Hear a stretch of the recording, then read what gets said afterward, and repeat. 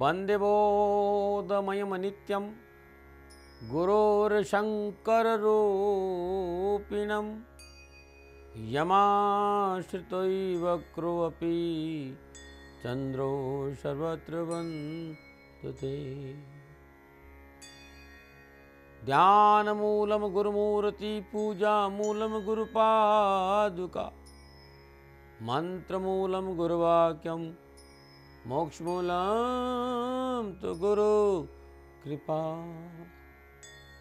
नमो नारायण। आप सभी लोगों को दाती महाराज का नमो नारायण।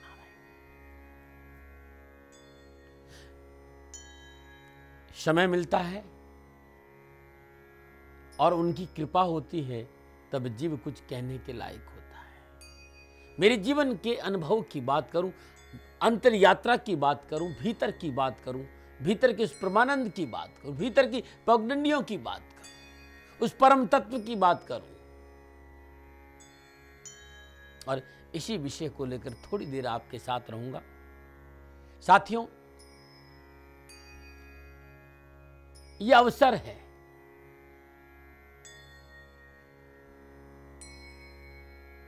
मनुष्य जीवन एक ऐसा अवसर है, इस जीवन में जीते जी उस परम सुख का अनुभव किया जा सकता है। और वर्तमान की रहने की कला जब गुरु महाराज जी सिखाते हैं तो जीते जी संपूर्ण कष्ट दुख पीड़ा द्वंद्वों से छुटकारा मिल जाता है। रोग दुख पीड़ा शोक द्वंद्व का निवारण चाहते हो तो वर्तमान में अपने भीतर में उस परम तत्व के साथ जुड़ाव होना बहुत जरूरी है। शवअवगान स्वदर्शन क्रिया योग साधना के माध्यम से कई दिनों से मैं आपको अपने पास लाने की कोशिश कर रहा था। मैं आपको समझाने की कोशिश कर रहा था उस परम श्वासों का ज्ञान, उस परम तत्व का बोध। मैं आपको वहां लाने की कोशिश कर रहा था जहां वो शून्य है, जहां वो बिंदु है, और उस बिंदु के आसपास आते ही आत्म उपलब्धि की प्राप्ति कैसे हो, इस युक्ति की चर्चा बड़ी देर से मैं करते आ रहा हूं।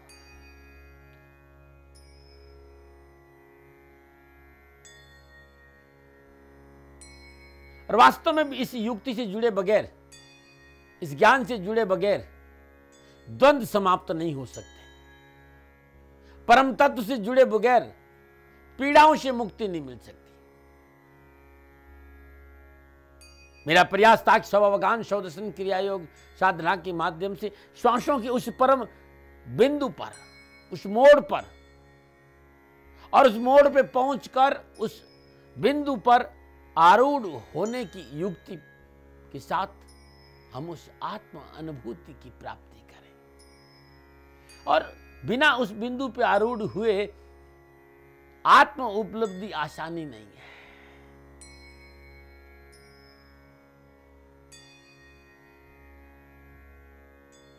साधना की गहराई में जाएंगे और गुरु महाराज जी की दया से हम जब साधना की गहराई में जाएंगे ना, तो जहां जाकर उस तत्व के साथ जुड़ सके, उस परम तत्व के साथ, उस बिंदु के साथ, उस शून्य के साथ जुड़ सके कि हमारे रोग शोक सारी द्वंद्व मुक्त हो जाए। अरे इसी के लिए मैंने आपको शवअवगान स्वदर्शन क्रिया योग साधना के लिए आमंत्रित किया है। बहुत से लोग जो अंतर यात्रा के लिए इच्छुक हैं इस समय मेरे साथ रहते हैं, और टीवी के माध्यम में जो लोग भी देख रहे हैं उनसे कह रहा है कि आप सुनिए ध्यान से, क्योंकि जब आप सुनेंगे और आप जानना चाहेंगे कि ये मित्र आपको जनाने के लिए तैयार रहेगा। और वे लोग जो मेरे साथ हैं और जो प्रयास कर रहे हैं, आपके द्वारा किए जा रहे प्रयासों को हृदय से साधुवाद देता हूं।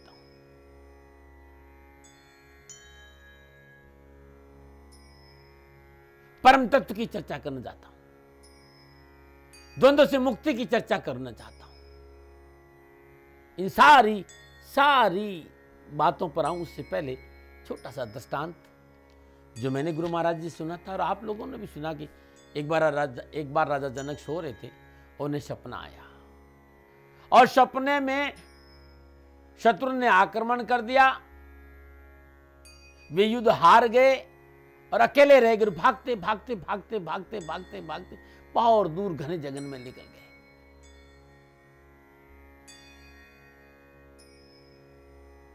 भूख और प्यास से जान निकली जा रही है। घोड़े पे जा रहे, घोड़े को ठोकर लगी, घोड़ा गिर पड़ा, राजा भी गिर पड़े। एक झोंपड़ी थी, कहानी बहुत लंबी, मैं आपको विषय पे ला रहा हूं। झोंपड़ी में एक माई थी, माई के पास दाल चावल था। किसी तरह मेहनत करके आग लगा जलाकर हंडिया में दाल चावल डालकर खिचड़ी बनाने का प्रयास किया। अचानक दो सांड लड़ते हुए आते हैं और वो हंडिया को गिरा देते हैं, खिचड़ी गिर जाती है। भूख और प्यास से राजा जनक इतने परेशान थे, इतने पीड़ित थे कि उनकी आंखों में आंसू आ गए। और जब गरम गरम आंसू उनके गालों को स्पर्श किया, उनकी नींद टूटी। तो स्वयं राजा जनक ने अपने आप को आलीशान महल में पाया। राजा बड़ा हैरान हुआ, महाराजा जनक बड़े हैरान, सत्य क्या है? क्या वो मारधार सत्य है? क्या वो जंगल सत्य है? या ये महल सत्य है? पुनः याद, कहानी बहुत बड़ी, और उन्होंने घोषणा कर दी कि जो इस सवाल का जवाब देगा उसको मैं अपनी राज्य का आधा राज दे दूंगा। और जिन्होंने जवाब नहीं दिया उनको काल कोठरी में डाल दिया। ऋषि अष्टावक्र के पिता को भी उन्होंने काल कोठरी में डाल दिया।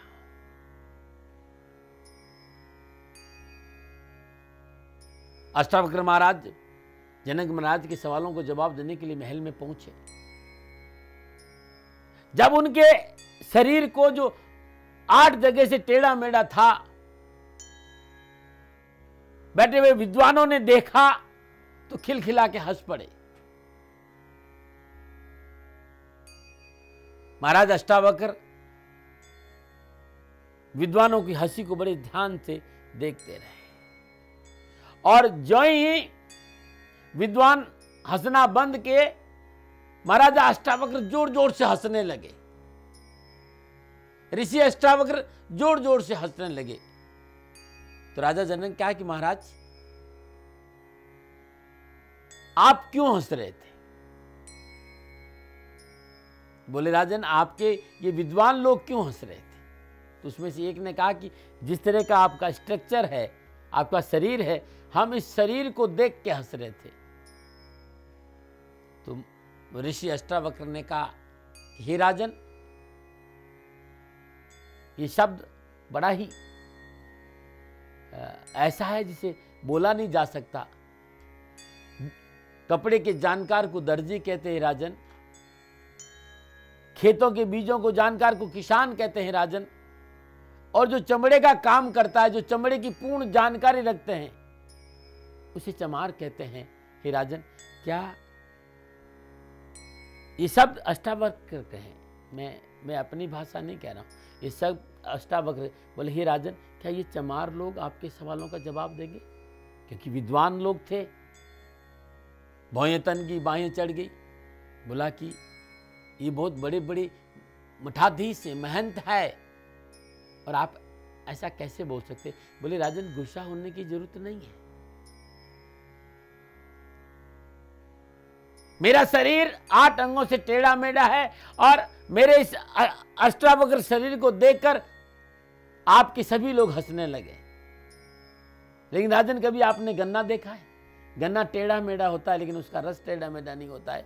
नदी टेढ़ी मेढ़ी होती है, लेकिन जल टेढ़ा मेढ़ा, जिस भी पात्र में डालोगे वो उसका स्वरूप ले लेगी। तो मेरे पंचभौतिक चोले को देखकर हंस रहे थे। जिन्हें शरीर का ज्ञान नहीं है, वो आत्मा का ज्ञान क्या देंगे तुझे? मैं इसलिए हंसा। अष्टावक्र महाराज ने महाराजा जनक को ज्ञान दिया, उन्हें ज्ञान कराया। कहा कि ना जो तुम सपना देख रहे थे वो सच था हे राजन, और ना तुम जो महल में हो ये सच है। दोनों ही झूठे, दोनों ही बने, दोनों ही माया है। इनसे परे है परम सत्य को पाना। असत्य से सत्य की ओर जाने का एक मार्ग है, वो है ज्ञान, ये तत्व ज्ञान। जब जीव तत्व ज्ञान की ध्यान करता है, तत्व ज्ञान की साधना करता है, तत्व ज्ञान के साथ जुड़ता है तो माया के बंधनों से हट जाता है। और तत्व सत्य को जानने के लिए माया के बंधनों को काटना होगा, जो इल्यूजन्स है उनको लांघना होगा।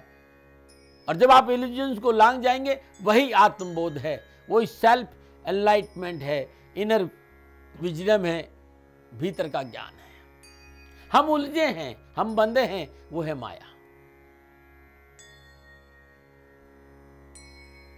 जिसमें अहंकार, मन, चित्त, बुद्धि हावी हो रहे, यही है तनाव। मन, बुद्धि, चित्त, अहंकार जब हावी रहता है तो जीव तनाव में रहता है। इसे शांत करना होगा, जाना होगा वहां जहां कट जाए सारे बंधन, और जो है मुक्ति, वो है लिबरेशन। जहां असीम है उनके भीतर समा जाना है। उसमें कैसे समा जाए, मैं उस साधना जो शवगान स्वदर्शन क्रिया योग साधना है उस पर चर्चा कर रहा हूं। मैं उस और आपको ले जा रहा हूं। ज्यादा नहीं बोलता, 5 से 10 मिनट बोलता ही हूं। ये जो पंचभौतिक शरीर है, ये जो मानव चोला है, इस संसार में आकर माया के जाल में बंध गया है। हम सभी लोग माया के जाल में बंधे। We are in trap of false illusions. We have to rescue. We are in trap of false illusions. We have to rescue. जो मैं कह रहा हूं, शवगान स्वदर्शन क्रिया योग साधना के माध्यम से इस माया के जाल को तोड़ना है। मैं आप सभी को गुरु महाराज जी की दया से इस माया के जाल से मुक्त कराना चाहता हूं, इसीलिए आपके सामने आता हूं। कोई मैं साधु नहीं, सन्यासी नहीं, कोई बहुत बड़ा सिद्ध साधक नहीं। सिद्ध पुरुष सदगुरु महाराज की शरणागत रहता हूं। उन्होंने ज्ञान दिया, ज्ञान का भजन किया और लगा कि आनंद की बाहर आ सकती, भीतर में संतुलन हो सकता है। और मैं इस राष्ट्र का नागरिक हूं, आपके सामने अपने संदेश को लेकर आया हूं कि इस ज्ञान के साथ जुड़ोगे तो मुक्त हो जाओगे। गुरु महाराज की दया से माया के जाल से मुक्त हो जाओगे। और हमें मुक्त होना है, इन फॉल्स इल्यूजन से मुक्त होना है, माया के बंधनों से मुक्त होना है। इस कॉन्शियस माइंड से, इस द्वंद से, इस लॉजिक माइंड से, इस रीजनिंग माइंड से। हमारे पास 3 तरह का माइंड है, वो हमारी तनाव का कारण है। कॉन्शियस माइंड, लॉजिक माइंड और रीजनिंग माइंड। और यही कॉन्शियस माइंड, यही लॉजिक माइंड और यही रीजनिंग माइंड, इसी के कारण हम फंसते जा रहे। जो रीजन दे रहा है, जो लॉजिक दे रहा है, वो मन बुद्धि के आधार पर है, तेरे और मेरे के चक्कर में, वाद विवाद में है। उसका परिणाम तनाव ने हमें चारों ओर से घेर लिया है। मुक्त होना है इस तर्क से, विवाद से, तनाव से, द्वंद से, इस रेस्क्यू से, समाधान, टू साइलेंट दिस माइंड। इस मन को शांत करना है। इसके लिए क्या करना होगा? तो शवगान स्वदर्शन क्रिया योग साधना के माध्यम से भीतर की चेतना के साथ जुड़ना है, भीतर के आनंद के साथ जुड़ना है, उस सबकॉन्शियस के साथ जुड़ना है। We have to connect our subconscious mind. हमें जुड़ना होगा जो हमारे भीतर के विस्तार का कारण है, और उसके लिए हमें हाई डायमेंशन के स्तर पर आना होगा। और यदि हमें हाई डायमेंशन के स्तर पे आना होगा तो जाना होगा the higher self, the mystic state, the neutral point, वो शून्यता, वो ठहराव, वो अंतराल, वो मोड़। जब हम उस अवस्था पे आएंगे, वो पॉइंट जहां चेतना के साथ मिलन हो रहा है, जहां सुपर कॉन्शियस और कॉस्मिक कॉन्शियस का विलन होगा। सुपर कॉन्शियस और कॉस्मिक कॉन्शियस का विलय होगा, वो पॉइंट जहां चेतना के साथ मिलन हो रहा है, when it unite with higher self, तब हमारा संबंध सबका उससे होता है। जो ही हमारा संबंध चेतना से हुआ, आनंद स्वतः ही बरसने लगेगा। बूंद ने सागर से संबंध बना दिया, और फिर वही कबीर साहब वाली वाणी की हेरत हेरत हे सकी कबीरा गया हेराए, पाछे पाछे हरी फिरत कहते कबीर कबीर। बूंद ने सागर से संबंध बनाया, बूंद बूंद नहीं रही, सागर बन गई। पा लिया उस परमानंद को। The bliss is the attend point of neutrality, point of equity, the point of balance is the obedient. This is the science of शवगान त्रयोदशन क्रिया योग साधना। ये साधना आपको अपने भीतर ले जाती, जोड़ेगी आपको उस परम तत्व के साथ। स्वयं को स्वयं के भीतर ढूंढने का नाम शवगान त्रयोदशन क्रिया योग साधना है। और जो इस साधना का हमारे भीतर फूल खिलता है, हम जागृत होते हैं, हम सचेत होते हैं, हमारा चेतन के साथ संबंध जुड़ जाता है। When we are fully awaken, when we are fully awaken, जहां चेतना जागती है। पुनः याद दिलाना चाहता हूं, 12 न होगा, 12 न होगा लॉजिक माइंड, रीजनिंग माइंड, इससे 12 ना होगा।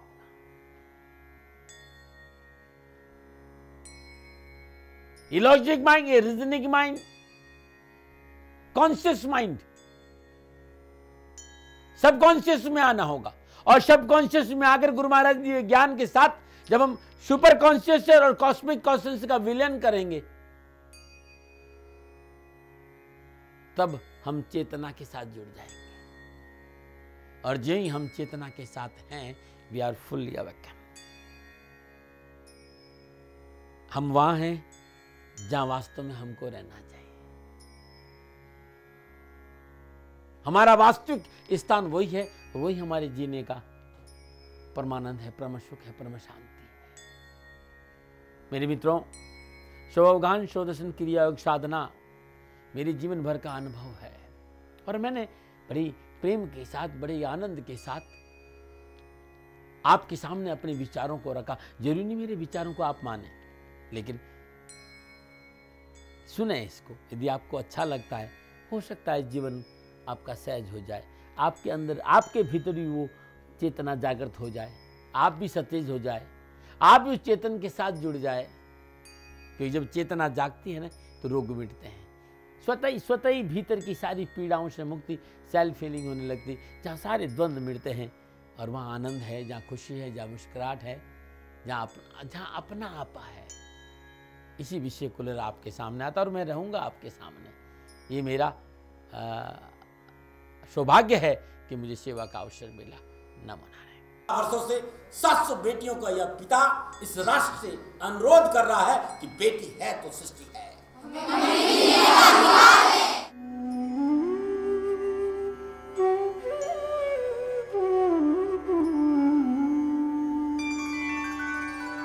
बेटी जीवन का अनमोल उपहार है। इसी को ब्रह्म वाक्य मानते हुए और ईश्वर के दिए इस बेहतरीन उपहार को बचाने के लिए श्री श्री 1008 महामंडलेश्वर परमहंस दाती जी महाराज एक मसीहा के रूप में सामने आए।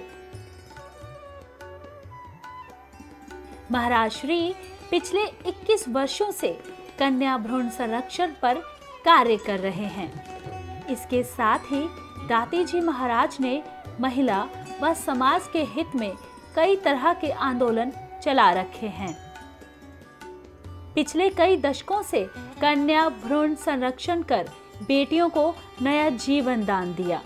महाराज श्री ने बेटी बचाओ बेटी पढ़ाओ देश बचाओ अभियान की शुरुआत की और इस अभियान में बेटियों को मुफ्त शिक्षा, भोजन और उनके रहन सहन की सुविधा, रोजगार की व्यवस्था भी की और इस मुहिम में अब तक 2000 से अधिक बच्चों को छात्रवृत्ति दी जा चुकी है और 5000 से अधिक बच्चियों को आधुनिक शिक्षा से दो हाथ करने के लिए लैपटॉप दिए गए। बच्चियों के हित में काम करते हुए दाती जी महाराज ने महिला सशक्तिकरण अभियान की शुरुआत की और इस अभियान में महाराज श्री ने गरीब महिलाओं को सम्मान और बराबरी पर खड़ा होने के लिए रोजगार के साधन उपलब्ध करवाए।